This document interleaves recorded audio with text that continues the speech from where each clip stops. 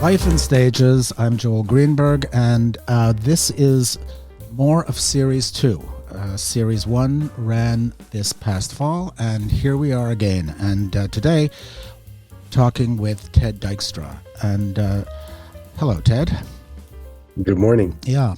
You know, this one will be really, they're all very interesting. This one will be particularly interesting because I was saying to Mike before you joined us, I think there's probably nothing in the way of performance and creation that you haven't done and aren't still doing. So there's a, I'm feeling not pressure, but I want to give, I want this to give as complete a picture as possible to everybody who's listening, and I've no doubt there will be thousands of people who want to hear about Ted Dykstra. Yeah, Canadian theater fame is really something, isn't it? Yeah, Mhm. I find much the same thing. Take a week off and and did you ever exist? But apart from that, I want to start. This is typically where I begin, but this is sort of the only part of the script that I use. I really am fascinated to know where people who have dedicated and are dedicating their professional lives, which undoubtedly is the same thing, or in many ways, same thing as their personal lives, to working in this weird profession.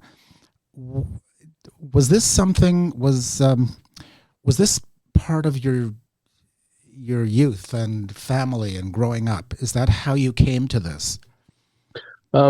In a way, yes. I really came to performing through classical music, through piano. My family, my parents were both Dutch immigrants. They grew up in the war in Holland and both met here in the 50s in Chatham, Ontario, where I was born. Mhm. And my dad ended up getting a job in Edmonton with Edmonton Telephones. He was a telephone repairman. He had a little truck and he went around, and they both, I think, having been through the deprivation that they went through, particularly my mom in Amsterdam in the final years of the war, Mhm. um, wanted to give us what they didn't get. And they really loved music. They Mhm. loved classical music, and they thought it was a sign of an advanced civilization from what they grew up in, to be able to give your kids that. So they gave that to all four of us. I have three siblings. My older brother and sister are still musicians and teachers and professional piano players. And I played, and when I performed, I did better than when I played at home by myself, Uh, because I needed to communicate with the audience. I'm pretty sure. So I think that for a little while, people thought I was a piano prodigy, but what I really was a performing prodigy. Because mhm. when I got to the advanced repertoire of classical music, I was not ready to do what that required, but I still craved getting in front of an audience, Yeah. and communicating. So Uh, um, out of that, I started to perform with the St. Albert, that was our town, the St. Albert on Sturgeon Players. And I got some parts. Anytime there was a kid's part, it would be me in the amateur production. mhm. And I loved it. Like I loved it. The first time I saw a play, I almost lost my mind. Yeah. I was a kid. I think it was about two clothespins, Pinot and Pinette. Once Upon a Clothesline, that's what it was called. And I Okay. was the second little bird in the remount that they did. So it's from there. And then Yeah. my mom saw an ad in the paper when I was 15, Mhm. and they were looking, professional theater called Theater 3 in Edmonton was looking for a 15-year-old boy Mhm. to be in Frank Mower's play, The Broken Globe. Mhm. And my mom said, you should go audition for that. And I did. And I got the part. And I've never really done anything else since. So I don't, Yeah. a few odd jobs between 15 and 19, but I was a professional actor when I was 15, and Right. I'm pretty clear that that's what I wanted to do from then on. So is that like is there formal training in, or is it Yeah, train? the funny thing is that because I was classically trained as a piano player, Yeah. when I was about 17 to 19, Mhm. I started trying to read Shakespeare on my own, and I didn't really. I found it difficult, and yet I knew I wanted it, Hmm. and so I likened it to classical music, and so I craved a classical training as an actor. The way so I decided I was going to audition for the National Theatre School Hmm. and stop working and go to school for 3 years. And luckily, I got in. Hmm. I think I was 20, so I went there from 81 to 84, Okay. and got some training. Yeah. Yeah. And I know that like musically, there's probably no style in which you haven't worked or written, right?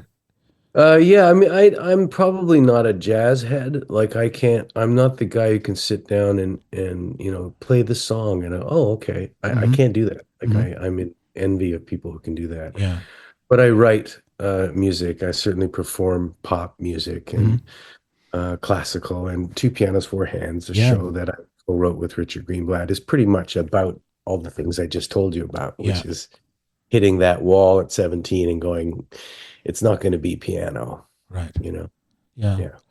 So how do you deal with that? Or how do you remember back to what it was like, um, sort of accepting that you're going to have to do something else, or that where you It were. wasn't a big deal. I mean, I Uh-huh. think we made it a big deal in the show because we're theater artists and we Yeah. needed to have a point of drama. I Yeah. think both Richard and I left piano quite happily to go into a more social world, Hmm. to not sit in a room by ourselves Yeah. staring at black dots. And it wasn't traumatic for me at all Yeah. because I was experiencing such success as an actor, and I really that's what I wanted to do. I Right. definitely wanted to do theater, so Yeah.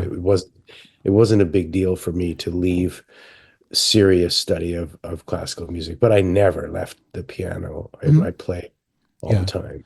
Yeah. Okay. So no, that's nice to hear, because Mhm. there are, a number of people that I've spoken to, both on the podcast and, and in life, where certain changes or certain expectations that one placed on oneself uh, had to change, and in some cases it was very difficult for people to accept that they had to change, or didn't know what they were changing. They knew what they were changing from, but didn't necessarily know where they were going. Uh 100%. A lot of people found their way backstage huh. to tell us exactly that, Yeah. how traumatic it was. Yeah. To not make it. But we Yeah. also had lawyers say it was traumatic to not make partner. We had Hmm. tennis players saying it was traumatic not to make the circuit. Of And course. so it's about that for sure. But Yeah. I think the reason the show was a hit was people came backstage and talked about themselves. Hmm. They didn't talk about us at all. Like they came back and said, I had to tell you, Yeah. when I was 7, this happened to me, and or my Yeah. teacher said this, and I've Yeah. never forgotten it. And we get these beautiful letters from people who say, I hadn't touched the piano in years, and I went home and I opened the piano bench, I took some music out, and I Mhm. started playing just for the love of it. And Yeah. that was the greatest compliment we could ever get, I think. Sure. No, and I mean, that was how long ago? It feels like that, like two pianos, four hands has been around for a very long time. Yeah, I mean, just like 28 years ago, amazing. No, like that. I think it was 96 that we opened at the Tarragon. okay. And or 90, yeah, somewhere around there. That's And then yeah. before the end of the 90s, we were in New York, Right. it was Right. crazy. Yeah. So I want to do something, rather than follow, a straight chronological line. I Yeah. want to jump to where you are right now, because there's a Mhm. lot in between. So we know effectively where you began or how you began, and now you and Diana have created and are building Coal Mine Theater. Do you want to talk about that, about how it started, why it started, and where things are Mhm. with it now? Sure. I mean, I've been an East Ender for a while. In the early days when Diana and I were just getting to know each other, uh, we met at Soul Pepper. I'm a founding member of that company as well, and she was acting in a show there, Month in the Country, I think, and I was directing something, maybe Jitters. And we met and we hit it off and we started dating. And we were driving by the Magic Oven on, I think, Woody Crest and or Langford and Danforth. And I think it was, I try to remember the people involved. I know Alex McCooey was one of them, but they had done a few shows in the basement of the Magic Oven. The Uh-huh. guy, the owner, was a theater fan and he let them do it for free. Uh-huh. They'd had a modicum of success with a couple of shows, 30, 40 people coming to the show in the basement. And but then we heard that that was going to end because he didn't like something or other. Hmm. And I said to Diana, well, I feel like going in there and asking him if he would mind if I had a crack at a show Hmm. in the basement there. And Diana said, "What do you mean you? What about me?" And I said, "Okay, of course." So we went in together because she'd done indie producing before. Okay. We went in together and talked to him. Tony is his name, Hmm. Saberwall, and Tony was an amazing guy, and he loved the theater and he knew who I was. He knew he'd seen me in a bunch of different things and he was excited to have coffee with us. And he said, whatever you want to do, whatever you want to do. So we started thinking about that. And my friend Colin Rivers, who's a uh, now an agent really for most of the writers, theater writers in the country, he said to me, Motherfucker with a Hat is a really great play. You should do it. So I read it and I loved it. And I said, that's what we're doing. So we put together this scrabbled production of Motherfucker with the Hat in the basement of the Magic Oven. Hmm. And we had very little for set, very little. The actors, I think, were paid $180 a week under some equity thing for poor people. Hmm. Um, and we had, really great actors in the company. I was in the show and loved playing my part. And it was a huge hit. Hmm. And so, like we won Adora awards and Critics Awards, and it was, who knew? We certainly didn't. And people were saying, "What's your next show?" And we're like, "We don't have a next show." But then we thought, why don't we do two more and we'll call it a season? Hmm. And so we did a Strindberg play, trying to remember the name of it, and one other play. So we did three plays in a row. One was Bull by Mark Bartlett, Hmm. which was amazing, and the Strindberg had Noah Reed in it, and Hardy Lynham and Lisa Repo Martel, and those plays were hits too. And then people Hmm. saying, "What are you gonna do for your next season?" And we're like, "Oh my God!" So we planned a next season, Yeah. and suddenly we were a theater company with no office or staff or anything other than the two of us doing everything, the Yeah. marketing, the online, like everything. Yeah. It was crazy, and we did it for free for about 3 years, Hmm. and then we got a board and we got not for profit status and incorporated and got a tax receipt number and people started coming to us and giving us money Hmm. and suddenly like 3 years in we were kind of running a theater company and I think everyone thought it was a legit theater company but it really wasn't. We were still paying nothing and we were still but really great people wanted to come work for us and really people I what was great about Diana and I was Diana knew all these indie people who I had no clue about Hmm. and I knew all these people like if I said Tom McCamus, Lucy Peacock, Darren Herbert, she'd go, who's that? I have no idea who you're talking about. And then she'd mention her up and coming stars. I go, I have no idea who you're talking about. Yeah. So we started putting these people together, and that became a kind of staple of introducing new people while working alongside established artists like myself and my friends. Hmm. And I got those people in because I knew them and Yeah. they trusted me. So we had names, we were hitting way above our weight. Hmm. And then slowly it's turned into this huge thing that is still frustratingly tiny. We get Yeah. no government money. We have no operating grants, nothing. I Hmm. raise $600,000 a year now from private donors, and that's how we exist. Yeah. We sell out every show. We do 4 shows a year. Hmm. and they're great shows. I'm Yeah, so proud of them. And we still managed to we did a co-pro with you. That was an incredible experience. mhm, The Nether. yeah, And yeah, we're still here. yeah, We're still here. We've had a fire. We've had, yeah. the plague, literally. Yes. So So, how many years? Like, what season are you in right now? 10. We're in our 10th season. That's great. That's a magic number. Yeah. It's no, that's that.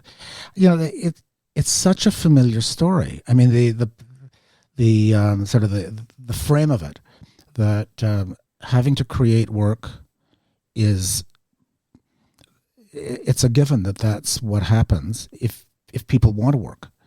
You know, Hmm. the and I think that, I mean, you would know this certainly as well and maybe better than I.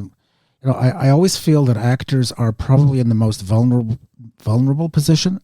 Although I don't even know why I say that, because, you know, as a director, I don't think anybody's invulnerable. Uh, but effectively, you're allowed to practice your art when somebody offers you a contract and gives you permission, in a sense, to do that. Hmm. And I think that a number of, probably maybe all indie companies emerge, whether they have a long life or not, but they emerge out of a desire to have some control over being able to do their work. Yeah. Yeah. Um, um, I think when you love what you do, you'll do it for free. yeah, yeah, yeah, And that unfortunately that means we get taken advantage of right. all the time. Yeah, that's right. And that's why I worked for free for 3 years. Yeah, Right now I work for what I'd call half a salary. right, right. So I'm contributing that. I donate Yeah, $5,000 a year to the theater myself, yeah, because I want to show people that I'm doing it because I love it. There's no agenda. yeah, Like there's yeah, there's no agenda right. other than excellence. Yeah, Like that's it. yeah. And hilariously, the Toronto Arts Council told me to my face that excellence is not a mandate. Oh, no kidding. No, it's Yeah. you know, I So, remember with Studio hard. 180, quite a number of, like, fairly early in the company's history, because their Studio 180 now is sort of in their 21st, 22nd season, something like that. And I remember fairly early on, I mean, the third or fourth year, uh, the Ontario, it was the Ontario Arts Council had uh, sort of awarded us, I think it was $2,000, and I called, I called and spoke to them and said, I'm a little confused. Where, like, how does this happen? Like, why this amount? And the woman I spoke to said, well, I'll tell you quite honestly, people felt that whether or not we gave you money, that your company would be fine. I said, wow, that's like, where does this, Mhm. like, what kind of research do you do to get these? I said, A, it's not true. I said, well, you know, I mean, I'm still clearly not able to absorb all of that, but being told that the perception is, you know, you'll be fine without us. I said, well, Mhm. thank you. And Mhm. I Mhm. imagine, I don't know if that's true, but I can imagine, because of the longevity of coal mine and the profile that you've created, I can imagine that people feel much the same way, or might have a similar response. Yeah, we get the well, you sell out all the time. Right. So what's the problem? It was like 100 seats, do the math. Yeah. And Yeah. we now pay people 800 and something a week Yeah. in a 100-seat theater. It's Hmm. it's onerous. Right. It's huge. It's not great for them, but it's huge for us. Sure. Um, and the we had similar comments. One of the last comments was, I estimated on our budget, because you had to submit a complete budget to get a project grant. Hmm. And I said we do 85% sales, and the feedback I got was, you shouldn't have inflated the number. That was a bit high. That was a bit, Hmm. maybe Yeah. like there's no way that you do. And I said, listen, this is pathetic, but I made it 85% because I'm Canadian, and I was embarrassed that it's actually 100%. Yeah. I was embarrassed to tell you Yeah. that it's 100%. So I made it 85 so that I Hmm. wouldn't seem. So it was I did exactly the opposite of what they accused me of. Yeah. And that makes it not fun. And what happens is we do it anyway. And then they say, well, you did it anyway. So Right. what did you need help for? That's right. And Yeah. it's the same kind of thing between we used to rehearse 5 weeks. Then it was four. Hmm. Now it's three in most places, Hmm. and it's two in the summer places. Right. And the show still goes on That's right. because we all want to do it so bad that we'll do it with 2 weeks rehearsal. Yeah. And so they go, well, you can do it with two. Yeah. So you don't need three. You Yeah. don't need No. four. And it just keeps bringing the level of what we're doing down and down and down. And the fact that we would do it with no rehearsal, Yeah. if that what it is, if it came down to that, it's like, listen, we're all we can do is everyone bring a script, we're going to read it, and we're going to Mhm. perform it in front of people. That's all we can afford. Yeah. We'd still get Fiona Reed Yeah. and and Darren Herbert and Jim Meeson, and like we'd still get who we want, because we love what we do. Yeah. And but that's not an excuse to deprive us of money that you give to sports, Right. Right. and other endeavors. Yeah. Of course. Okay. So now a bit of a picture of, the beginning and current. So there's a lot in between. So you went to the National Theatre School, and uh, was it easy? It sounds as though it might have been not that difficult for you to sort of enter the profession and to start I was a creating. very, very cocky young man. Uh-huh. And I think it was to protect myself. So I think I was probably, I came in there with a fair bit of arrogance, but it was kicked right out of me, Oh, okay. because I was suddenly trying to do things that I couldn't do. Right. Hmm. And I was not sophisticated in any way. I grew up in a small town in Alberta, and I had to start reading. I read probably 50 to 100 plays, Hmm. just to sort of, people go, it's very Brechtian. I go, yeah. And I had no idea what they were talking about. So Yeah. I had to go and do all this. And I did it on the sly. I didn't ever say that I didn't know what anyone was talking about. Hmm. So it was a real crash course that way. Hmm. We had an acting teacher named Michael Mawson, who was Yeah. still is a legend. Hmm. He could be terribly abusive, and he would not have survived in today's climate being who he was back then, but we Yeah. loved him. Hmm. It was an incredibly alcoholic time following him around. But it was also just, everything you wanted in your early 20s. Like, who doesn't want to be drunk talking about, Shakespeare in a bar with their teacher at two Yeah. in the morning? It was a glorious thing. Um, so those days are gone now, and of course, we always rue change, but change is change, and Yeah. and there's nothing wrong with it. It's very, very different now. I almost quit. I almost got kicked out, and then I sort of turned it around the end of second year, and in third year, I kind of went, "Oh, this is what it is." Because Yeah. if you go through those places successfully, they break you down in the first year. In the second year, you just go, oh my God, I can't act. I can't do anything. Hmm. Then the third year, the idea is you put it back together. Hmm. Now, they weren't good at helping people put it back together, but I think I'd performed enough and knew enough about music and performing that I did it myself. Yeah.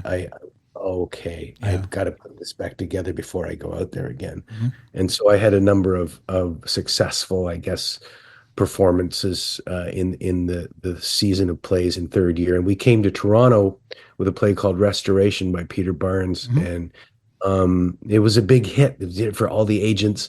None of them knew who we were because Montreal is great that way for the English Right. community because we're out of sight of everybody. No Yeah. one's seen us. No one knows anything about us. So we came and we did this show, and everyone went, "Oh my God, that was amazing!" And there was money for it. Like we had a set, we had a band. It was like rock music. It was super cool and Yeah. not cheap.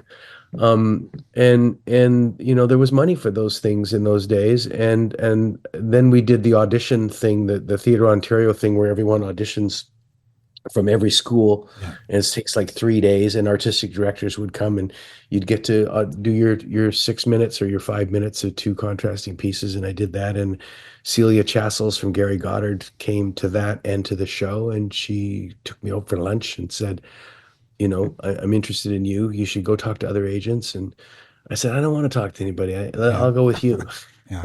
That's not a good idea. You should talk to. I said, no, let's do it. Yeah. So, I'm still with Gary Goddard 40 years later. Yeah.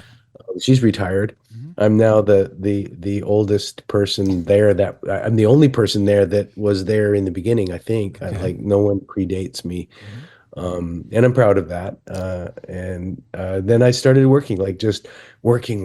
I worked as an actor so hard for like 20 years. I did everything. I did Shaw 3 seasons. I did Stratford 3 different seasons. I did George F. Walker, Criminals in Love, a 6 month run of a Canadian play. Go figure that in Yeah. what is now Factory, the brand new, it was new then, or we were the first people in it as a theater. Hmm. And I did every major theater in Canada as a performer. I did a show called Fire that won all these awards Yeah. and Dora's and blah blah blah. And I was yeah, I really soared Yeah. for a long, long time. Yeah. It was pretty great. I'm very grateful. Yeah. No. Well, it's a remarkable record, and it's a remarkable track record. That sounds so what's it, so like a statistic, but to have been able to work, to be able to do that much work, also at a time when people worked everywhere in the country, right? And that's no, I'm sure there still are people who travel back and forth, but not, not at all in the same way that it was in the 70s and 80s, for No, instance. God, no, no. Yeah, It was a given. I did the yeah, Citadel Deals before I went to theater school, yeah, and I was 6 months in a van to every tiny town in Alberta yep, in 40 below, yep, taking the set off the roof of the van and yep, setting it up in a school every morning, yep. and it was crazy. Yeah, Mm. and that was, those opportunities. Young People's Theater here had, when it was certainly a much more fulsome operation than it has become, uh, had 2 or 3 touring shows out each year plus their main stage season. I mean, it was where really the touring was a great beginning for a lot of young actors, and a lot of it made the transition from theater school, for those who went to theater school, into the profession so much easier, so much more manageable. As difficult as it was, particularly for a long tour, I mean, there was something about working in the day, loading, unloading, and the discipline that demands is worth everything. Like, it's worth all of Mhm. the frustration of finding out whether you're going to be in a cafetorium or in a back room Yeah, piled yeah. with Or a boxes. huge gym that Yes, echoes like exactly. crazy. Yeah, Oh my God, we did everything. We yeah. did. I, And it's trite, but it is paying your dues, right? yeah. It's Oh, it is.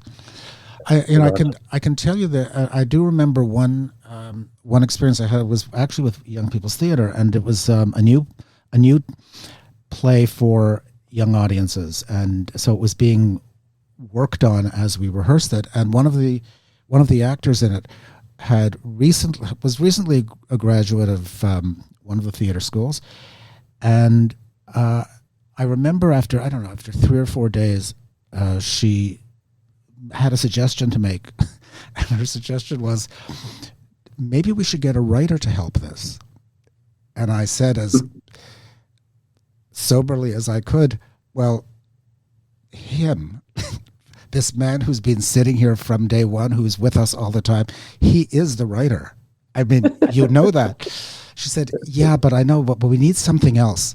I thought, well, I don't think, I certainly was not very charitable. I didn't say anything, but I thought, oh God, this is, but I then found out that the first 2 or 3 jobs that this young woman had were in sort of A theaters across the country. So she had graduated into major productions, and now she was doing a children's touring show, which I think was she felt was I really do think she felt that it was beneath her, and Mm. that it was something she couldn't quite figure that out. So I mention this only because I know, as you do, so many people who really did begin their professions in a van, and Yeah, um, yeah, and yeah. paying your I did dues. a lot of YPT too in Hmm. the 80s. Yeah. Yeah, yeah, early 90s. So I want to go back. You mentioned when you were talking about National Theatre School and the process of breaking down, building up, and all of that.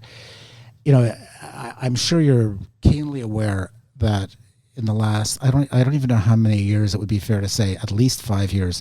I mean, the cultural world has changed so enormously. Mm-hmm. And as you made reference to Michael Moss and how his behavior wouldn't go today. Yeah. And I know that when you were in school, and I'm a little bit older than you, and I was in school, that whole thing of, we break you down and then we build you up, whether or Yeah. not they Yeah. actually. And we also sleep with you while that's happening. Yeah. So, That was just normal. yeah. So what, Yeah. I'm just curious to know, what did breaking down entail for you, or what happened either with you or within classes that you saw? Well, and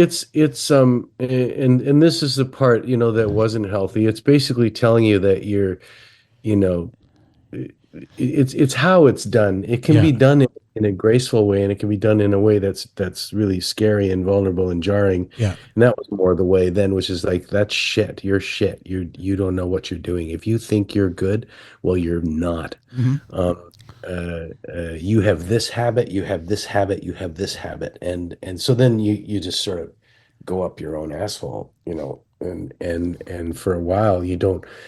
I didn't even know what acting was for a little while. I was like, I don't even know what I'm doing. Like, Hmm. I don't know what I'm doing. And I think all that is normal. It wasn't supportive though, Hmm. generally. Yeah. It was more critical. Hmm. I think there's a way to do it now. When I go to theater schools now, I haven't for a while now, but I used to love it. Hmm. And I would say to them, you're here because you're good, Hmm. not Yeah. here because you're bad. Right. Like, 15 of you get in from the whole country. Yeah. And they all looked at me like, oh my God, he's right. Yeah. He's telling us we're good. He's telling us and they were so grateful for that information. And Hmm. I would have liked that Yeah. myself. Yeah. As it happens, I did fix myself, but I saw other people. I mean, there were tragedies left, right, and center. There's a guy in Yeah. my class who killed himself a while later. There was a girl who was 17, got pregnant and went home and had an abortion and never came back. Hmm. There was Yeah. real stuff going on all the time. Yeah. And it was just considered normal. Hmm. So there was no support things going on. And as I said, directors would be sleeping with students, and it was an unsettling thing. You had to just figure out how to be an adult when you really weren't one, Yeah. because no one's an Yeah. adult at 21. Right. And we had two kids in our class that were 17. Yeah. I mean, lived in Montreal by themselves with this group of people from 17 to 25, I think was the oldest guy on day one, or 26. Hmm. And that's quite a range Yeah. at that age to be a part of, Yeah. and to be treated like adults, and drugs and booze, and it was a crazy time. I don't think if people saw it now, they'd be kind of like, oh my God. Yeah. But it was normal for us. It Yeah. was it was the norm, and normal is normal. If you grow up in an abusive home, you just think, well, that's normal. Everybody's dad hits them. Like, come Yes. on. Yeah. So it wasn't anything that we found remarkable. It was just, Sure. oh, this is what theater school is. This is, Sure. and then the great things about it, Yeah. which were Harry Schneiderman's improv class, and a lot of the things that Michael Mawson said at his heart, he loved it passionately, Hmm. and that rubbed off. Yeah. He knew a lot of things about acting. He always said, figure out what your entertainment value is. And that means you got to know who you are to be of any use Right. to play. Hmm. Okay, you have to know who you are. Sure, the character can be different, but in order to assimilate that character, you have to know who you are, and what you bring to a thing. You have to know what parts are good for you, what parts are not good for you. Yeah. Because in theater school, you get to play all these parts that you wouldn't get cast as when you get out. And Right. that's very healthy. Hmm. But then when you get out, you got to know what you're doing, because now people are paying to see it, and they don't want to see you have an experiment, Right. so you sort of have to know Yeah. what you're good at. Hmm. Yeah. And it's interesting. I mean, the description of that time and how it was normal. I mean, it was. it wasn't unusual, or it wasn't, people didn't, I mean, I'm sure some people left, but essentially, if somebody left, it was their issue, not the school. Yeah. Yeah. Uh, but Yeah. I For was sure. a recent guest on Life and Stages was talking about how, I mean, she does a fair amount of teaching now, and she said that she finds herself being very careful about how she expresses, particularly criticism. That things have changed so much that Mhm. the world that you and I and our generation grew up in. I mean, the rules all. I mean, rules are always changing. Mhm.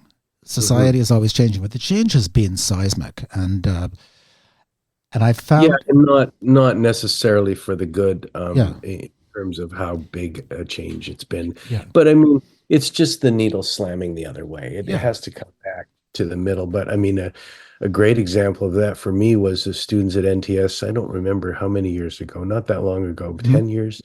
They wrote a letter to the institution, Uh-huh. because I'm an alumni.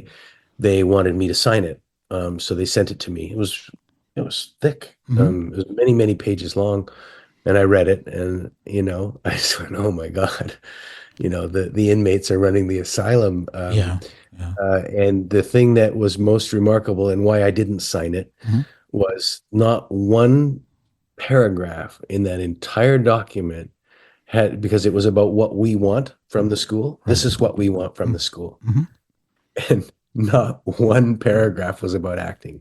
Okay, Not one paragraph said, like, I went there because I wanted to be a better actor. mm-hmm. I didn't go there because I wanted people to recognize me Yeah, or treat me a certain way or coddle me or try to understand me or mm-hmm. sure, all those things are nice, but that's not why I went there. That Yeah, wasn't what I was looking for. mm-hmm.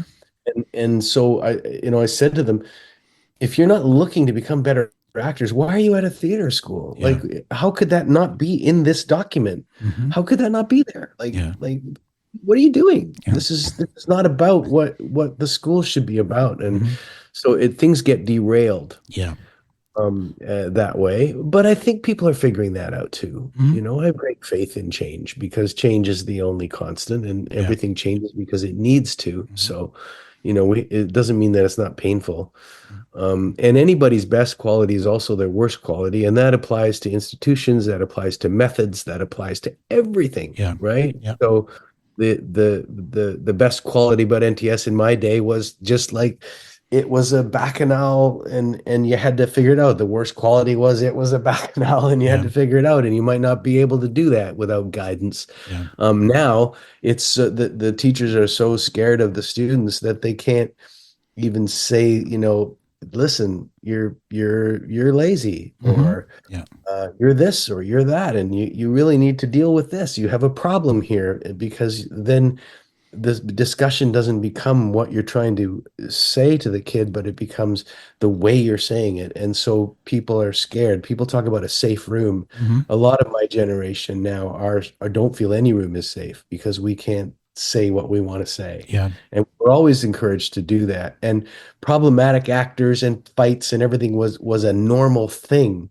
It wasn't something to be scared of, yeah, yeah, yeah. That's all. Oh, that's all very true. Uh, with a resume, a sort of background as deep and as varied as yours, I wonder if have there been sort of seminal projects that stayed with you long after they were done, projects that changed either how you saw yourself or pushed you to something that you hadn't imagined you were either capable of or even maybe interested in? Yeah, I mean, so many things. I remember being at Stratford and I was asked to play bottom and I was, 32. And I was in that Stratford rehearsal hall Mhm. and Bottom talks to the audience a lot, like when he wakes up and stuff, and to rehearse that in front of the Stratford company, Hmm. Colin Fior and a whole bunch of big name actors and designers and like 30 people are sitting there, Hmm. and you have to wake up from the dream and connect to them, and all they're doing is going, what's he gonna do with this? What's he gonna it was I was for the first time in my life, I was terrified. Hmm. And I'd go home and I kept it private. I cried and I went, oh my God, I'm doing something that I can't do. Hmm. I'm doing something that I'm not able to do. I can't rehearse this in front of these people. I just can't. Is that the Um, first time you had that kind of experience? yes. Hmm. Um, uh, and and the reason it's seminal is that I've had that experience every time since. So it was actually just what a normal actor would do, but my confidence had reached its end, Okay. Yeah. like my kind of I'm amazing. So I'm not amazing. Oh no, what am I gonna do now? Okay. And it was the audience that saved me because you do 30 previews or something at Stratford, Yeah. and I'm smart enough to know that they'll tell me what it is. And they did start telling me what it is. Hmm. And I started just soaring with that part. And it was a great lesson for me that it's not given to you by a director. It's not given to you even by yourself. It's Hmm. given to you by the audience because this is a live thing and they're the last ingredient. And don't think that you've arrived anywhere, Yeah. and you can't arrive somewhere in a rehearsal hall. That's ridiculous Yeah. because until you arrive in front of the audience and Hmm. let them share with you and you share with them, there's nothing going on really except your own, ego. Yeah. Yeah. And so that was a huge lesson. And I now look for that fear. Hmm. So that was a huge moment for me. There was a moment in Two Pianos, Four Hands when we were in Regina, and it was 40 below outside. Hmm. And the show had sold out across the country before we even went on tour. Hmm. Like it was just a perfect storm. Lots of reasons for that. Doesn't matter, but the success was like unparalleled up to that point in Canadian theater. And I remember just a moment in the show in Regina. No, it was Saskatoon because it wasn't in the round. Regina was in the round, where I was in the middle of the play and I stopped and I had this realization that the quality of silence in the room was like that. It was a living thing. Hmm. And I understood just in a tiny moment that we were all exactly in the same moment at the same time. And I just knew this, and it's kind of was like a science fiction wave of something, Yeah. Yeah. and that was an amazing thing. And also, in Regina, not Saskatoon, but Regina, there was a man who waited for us, and we played this duet as an encore called Hmm. "Sheep May Safely Graze." And he said, "I just needed to say to you that my wife died last year, and we played that piece together Oh, God. all the time. And I don't know why I'm telling you this, but I just wanted you to know that." And that was like that's just such a blessing Yeah. to have someone say that and Sure. do that. So for me, it's moments like that. I mean, I've had the success that people think they want, and when you experience it, it's really not big a deal. Like I was also I became a a sick alcoholic. So, I've been sober for 15 years now. Hmm. But I was in the West End looking at my name in lights, just hammered out of my mind in my apartment Hmm. and going, "Oh, there it is. This is it." Like, and not feeling any happiness whatsoever, just Yeah. feeling very lonely and, all the selfish, narcissistic things that alcoholics do. And so I've had the depths. Yeah. So I think getting sober is the other one. The first time that I performed sober in a way that was really meaningful was I adapted this Tolstoy story called the Kreutzer Sonata, Hmm. and I did that that was my first big part, isn't it? Because I started directing a lot. I act way less now. Mhm. And that was the first time I acted sober and went, oh my God, I'm better. Mhm. Because it was going to be scary to know that I couldn't medicate after the show. Yeah. I never performed drunk or anything like that. I saved my drinking for the end of the day. And I Yeah. think theater saved my life Mhm. because I didn't start ever drinking in the day because I was honoring the show at night. And the show gave me what alcohol gave me, which was, Yeah. okay, I belong here. I'm good. I'm loved. The show Yeah. loves me. I Yeah. love the show. But then the show was over. It was like, boom. Yeah. And that became a real problem. How so how long did how much of your life was spent as an alcoholic? Like when Till I was 48. Till I was 48. and Um, beginning about and my drinking was pretty, like people knew me as a social drinker for right. sure. Like, Yeah. a lot of us would have, two good stiff shots of whiskey right at the end of a show Yeah. and then go out drinking. And you call that your base coat or whatever. And Right. it just became so normal that we'd actually get, I'd have 3 or 4 whiskeys in the dressing room, then go to the bar, have 3 or 4 beers and a Yeah. few whiskeys on the side, and that would be just normal. Yeah. Then I'd go home and I'd drink vodka out of the freezer. So I'm sharing a lot here. Yeah. Yeah. No, I Uh, mean and it was blackout drinking. yeah. And I was highly functional.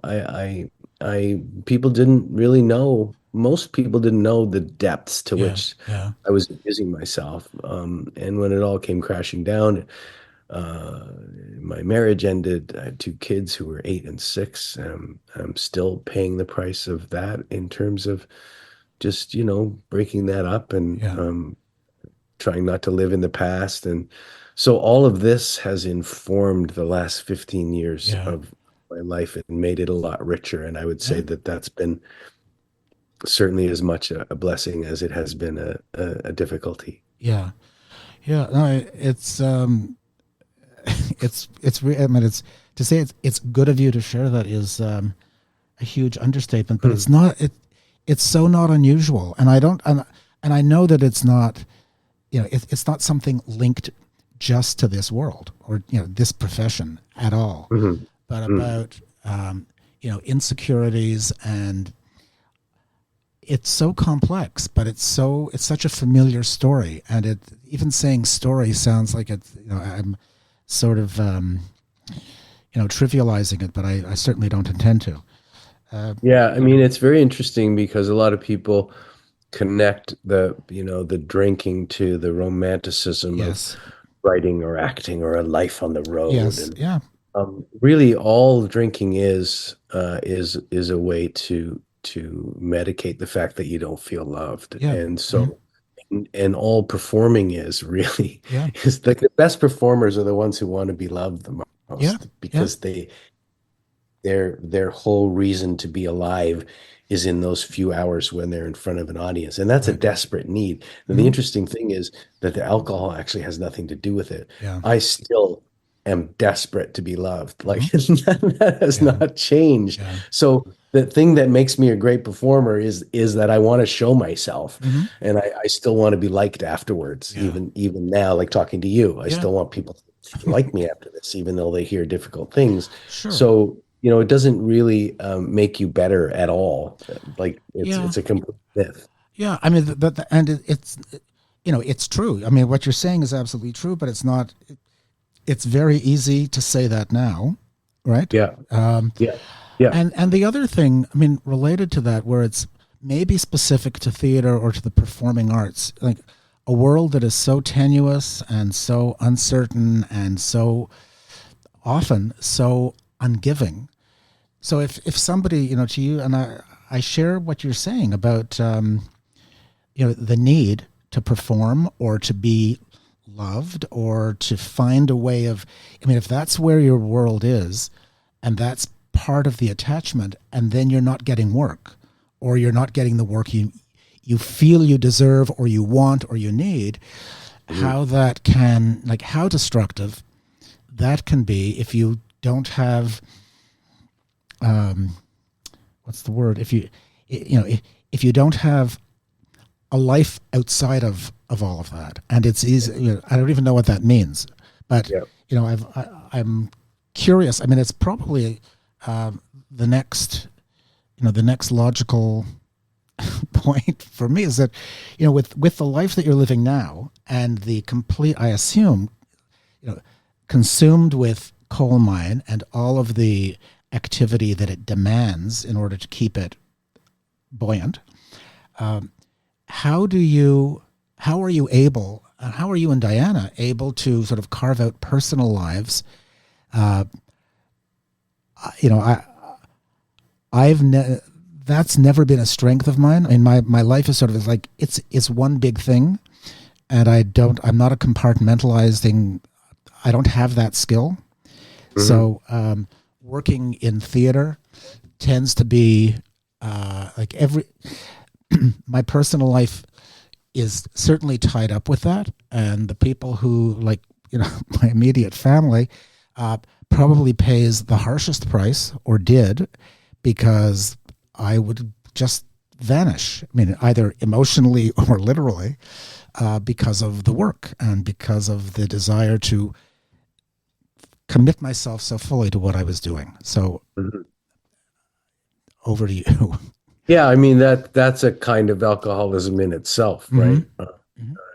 It's a habit Yeah. that all consuming, and that you need.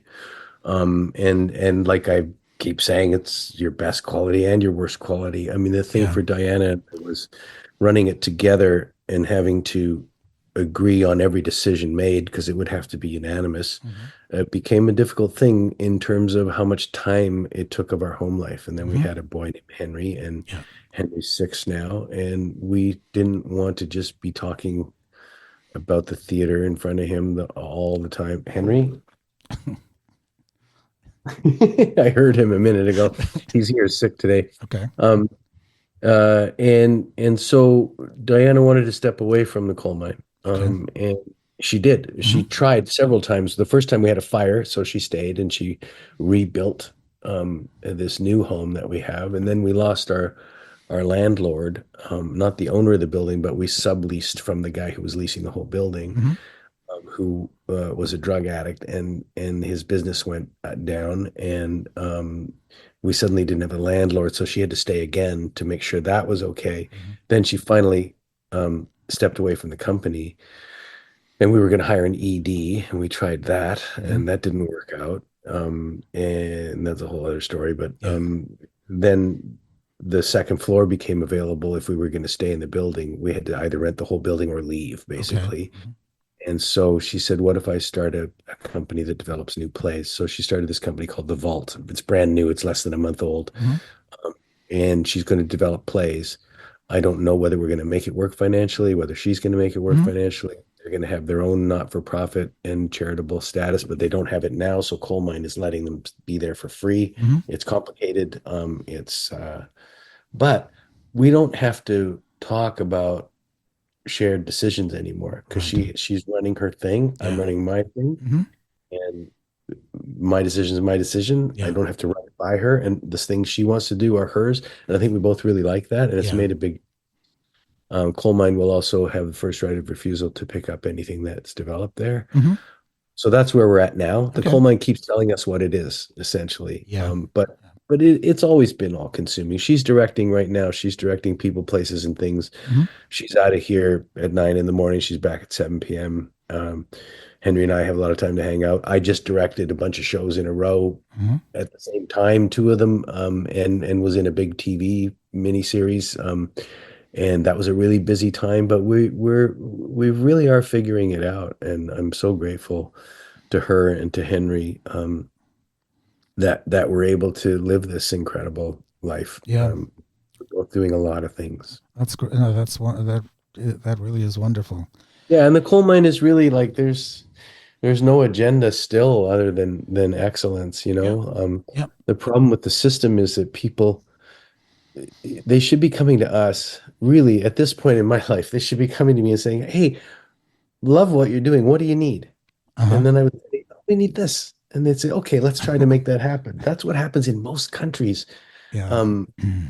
doesn't happen here. The No, artist is nobody. Like it's, that's right. I have to go to them and say, hey, what do you need? Hmm. How can I support you? Yeah. So I'm going to these institutions that know nothing about what I do really, Hmm.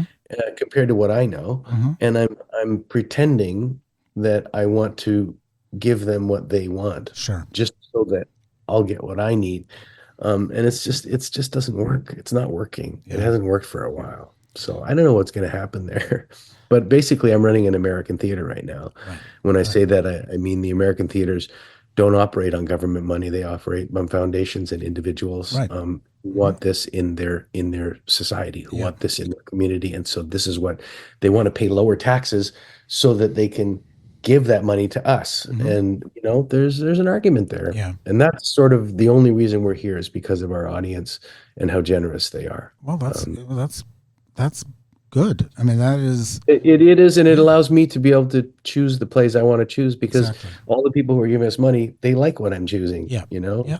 And of course I'm going to represent everybody. Hmm. Of course I'm going to do that. It's like it's just stupid to think that I wouldn't. Yeah. Like Broadway has no government money in it Hmm. that way, Right. and it has completely changed in the last 10 years Hmm. because the artists wanted to. That's right. It Yeah. doesn't come from their government, these Yeah. changes.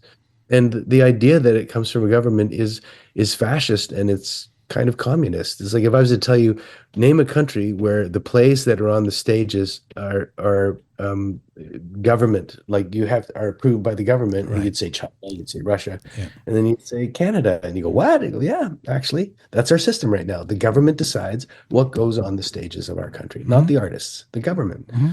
And that's why we are where we are. That's why in my lifetime, 5 plays have made it out of here in a big way, which is Hmm. kind of sad, given how many great actors we have. Yeah. Most of our best writers leave. Hmm. Most of our best directors leave Hmm. because there's just more to be had elsewhere. Yeah. Well, that's, I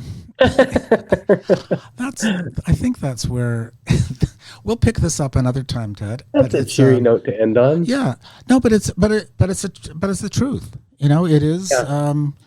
when with government grants, when you have to maybe on all, but certainly the ones I'm most familiar with, where you have a checklist of to prove your understanding of diversity and to prove that you can represent every constituency. I'm not sure. I mean, I understand why that is. I'm not sure what that's how that translates into. Oh, I know how it translates into money, but I don't know how it translates into anything that has anything to do with most theater companies. Okay, well, I wish you and Diana obviously the very best, in particularly with Diana's new company, and Thank you. and Thank you. and Coal Mine will continue. Clearly, it will continue. And As long as we want it to, yeah, yeah. yeah, No, I'm very grateful. I'm very happy to walk into that building yeah, and see the people that are there on yeah. any given day Sure, rehearsing, and sure. I'm extremely grateful for everything that's been afforded to me Yeah, over life. And if it all was to just, be taken away from me tomorrow, I'd be like, okay, that was fair enough. Gee whiz, I had okay. a great time. Well, good. That's a remarkable attitude. That's great. Well, Thank you, it's Ted. true. And Okay.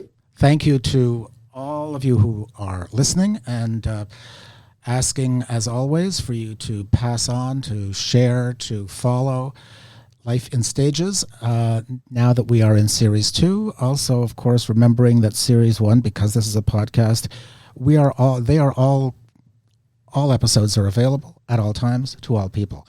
And to maintain the future of Life in Stages, if you are inclined to support us in any way, anyway, financially is the only way. There are 2 options. For those who are in Canada, the simplest is to send donations to Jerica Life in Stages, JERICA, Life in Stages at Rogers.com. And for those of you listening outside of the country, you would go to patreon.com patreon.com/life in stages. And the instructions there are very clear. Thank you all. And I certainly am looking forward to more of this series and many more of our guests. Bye-bye.